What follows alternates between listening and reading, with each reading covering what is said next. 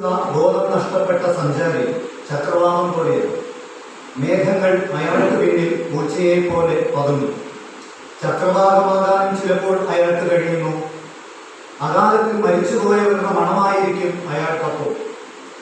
കത്തുകൾ വീട്ടിലെത്തിയാൽ മടങ്ങിപ്പോകും എന്നുള്ളത് കൊണ്ട് അവസാനത്തെ കത്തുമെടുത്ത് മേൽവിലാസത്തിന്റെ ഓലപ്പുരയ്ക്ക് അയാൾ തീ കൊടുക്കും. കത്തുകൾ വീട്ടിലെത്തിയാൽ മടങ്ങിപ്പോകുമെന്നുള്ളത് കൊണ്ട് അവസാനത്തെ കത്തുമെടുത്ത് മേൽവിലാസത്തിന്റെ ഓലപ്പുരയ്ക്ക് അയാൾ തീ കൊടുക്കും. സ്നേഹിക്കപ്പെട്ടാൽ ഉപേക്ഷിക്കപ്പെട്ടേക്കാമെന്നുള്ളത് കൊണ്ട് രാത്രിയുടെ വിളറിയ നാട്ടുവെളിച്ചങ്ങളിൽ ഇന്ദ്രിയങ്ങളെ ഊറക്കിട്ട് ഇല്ലാച്ചായം കൊണ്ട് അന്തരീക്ഷത്തിൽ ഒരു ജലച്ചായം വരയ്ക്കുന്നു. ദൂരത്തിരിക്കുമ്പോഴും നുള്ളിയും നൊന്തും അവർ മാത്രം അവശേഷിക്കുന്ന ഇടവേളകളിൽ ആ ചിത്രം ഒരു ഈർച്ചമുൾക്കാടായി വളരുന്നു. അതിന് നടുവിൽ ഇരുന്നു കൊണ്ട് അവൾ തനിക്കെഴുതിയ അവസാനത്തെ കത്തെടുത്ത് നിവർത്തുന്നു. തനിക്ക് മാത്രം ശ്വസിക്കാൻ കഴിയുന്ന ഹൃദ്യമായ സുഗന്ധം. അതിലെങ്കും അവർ നടന്നു തീർക്കാൻ കുതിച്ച ഭൂപടങ്ങൾ. അനുസരിക്കേണ്ടത് എങ്ങനെയെന്ന് മറന്നുപോയ അഹന്തയ്ക്ക് മുറിവേറ്റ സമുദ്രസഞ്ചാരി.